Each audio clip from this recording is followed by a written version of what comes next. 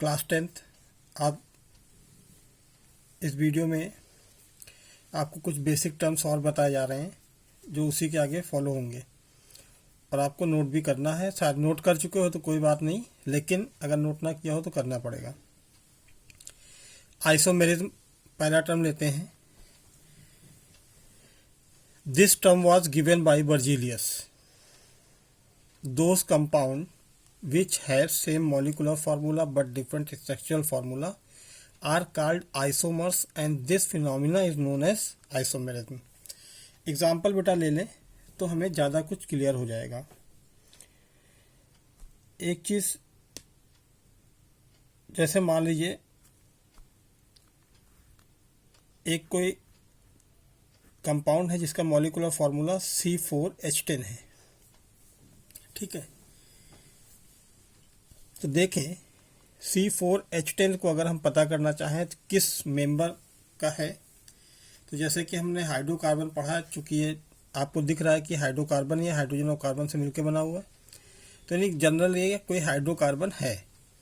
तो कौन सा हाइड्रोकार्बन है, सैचुरेटेड है कि अनसैचुरेटेड है, तो उस फॉर्मूले में, जनरल फार्मूले में नंबर ऑफ कार्बन अगर हम फिल कर लें तो हम बता सकते हैं कि कौन सा ये हाइड्रोकार्बन है और उस हाइड्रोकार्बन में कौन सी सीरीज का है।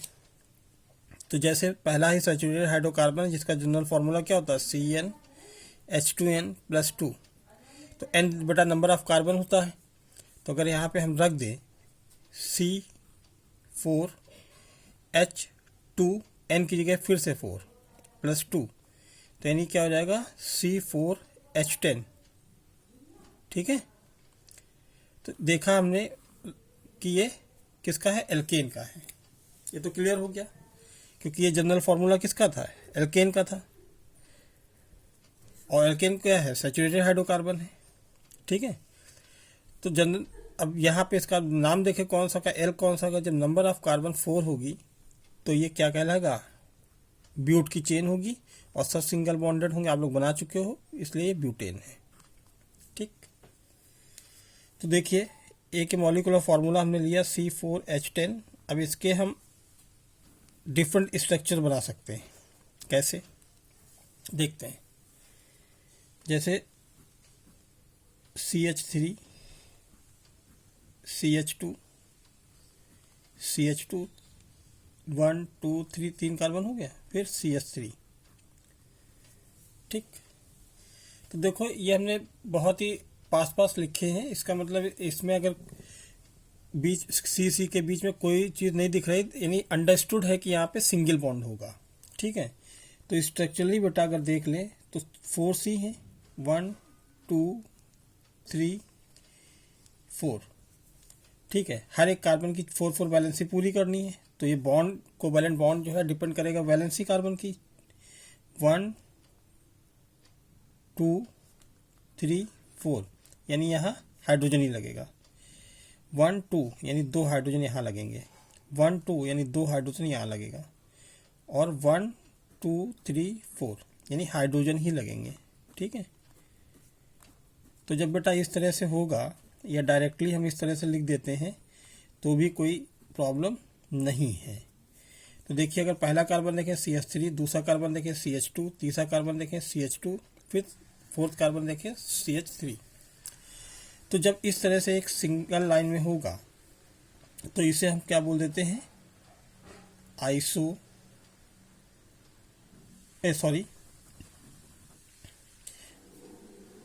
ये N होता है, इसको नॉर्मल बोलते हैं, नॉर्मल ब्यूटेन, ठीक है।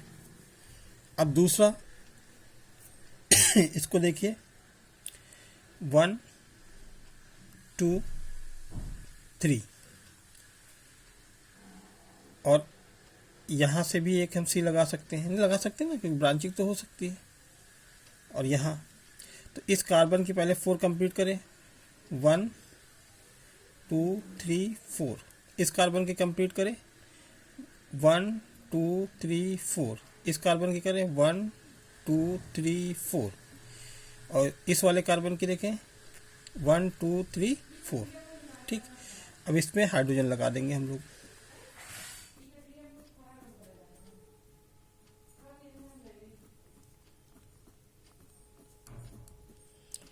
देखें बेटा, इसको जैसे कॉन्ट्रैक्ट करके लिखा जाएगा तो कैसे होगा, जैसे पहला कार्बन क्या है, CH3 है, ठीक है, लगाना चाहो दूसरा सिंगल बॉन्ड लगाओ, ना लगाना चाहो ना लगाओ। दूसरा क्या है, CH है, और फिर इससे क्या लगा हुआ है, नीचे CH3 लगा हुआ है, और फिर ये इधर से आओ CH3, दिख रहा ना।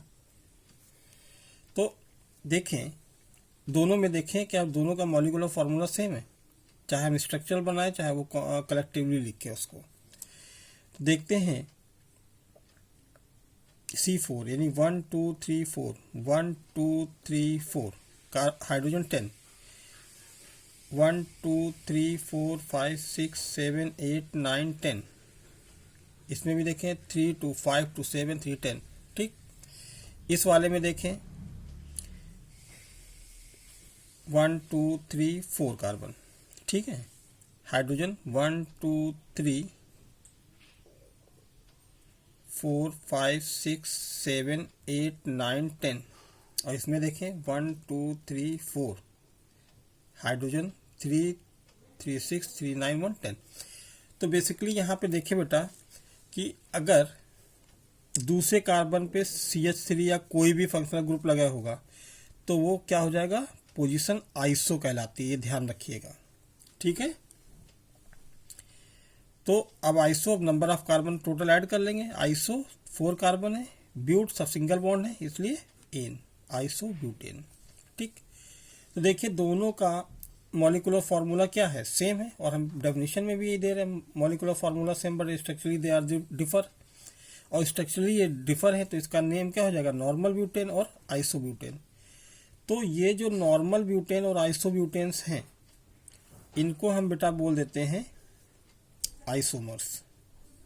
क्या बोलते हैं, आइसोमर्स। और जो कंपाउंड आइसोमर्स शो करता है, ठीक है, उसे हम आइसोमेरिज्म बोल देंगे। क्लियर। ऐसे बहुत से एग्जाम्पल हैं, एक आप बेस्ट है ये समझ लो, फिर कभी अगर नीड पड़ती है आपको तो हम फिर से बता देंगे, ठीक। दूसरा एक चीज और बतानी है, alkyl group.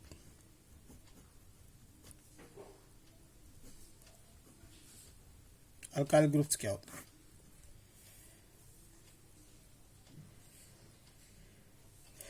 when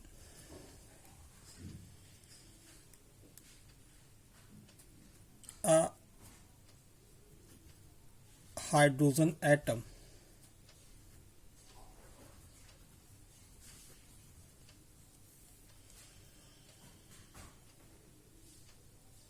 releases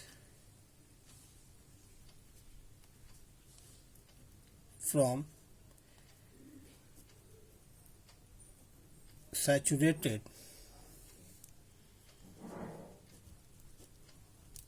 hydrocarbon, और सैचुरेटेड हाइड्रोकार्बन में क्या है, एल्केन, ठीक है। Remain part is known as,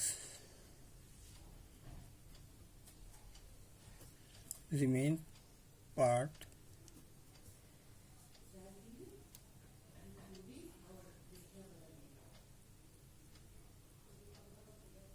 of alkane,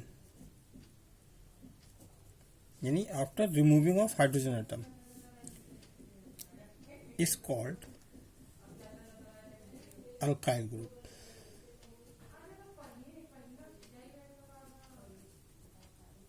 ठीक बेटा। तो जैसे एल्केन है जनरल, ऐसे हम समझ लें, यहां से एक हाइड्रोजन निकाल दिया, ये माइनस नहीं है बेटा, बॉन्ड है, ये अल्काइल ग्रुप, ठीक। तो इसका जनरल फॉर्मूला क्या होता है, CnH2n +2। तो जब एक हाइड्रोजन यहां से रिमूव हो गया तो यहाँ पे आपका बॉन्ड CnH2n +1, ये जनरल फॉर्मूला अल्काइल ग्रुप का होगा। एग्जाम्पल बेटा देख लें, जैसे मीथेन है, इसका CH4, यहाँ से एक हाइड्रोजन निकालेंगे, क्या हो जाएगा, बॉन्ड CH3, अब ऐसा क्यों बताया?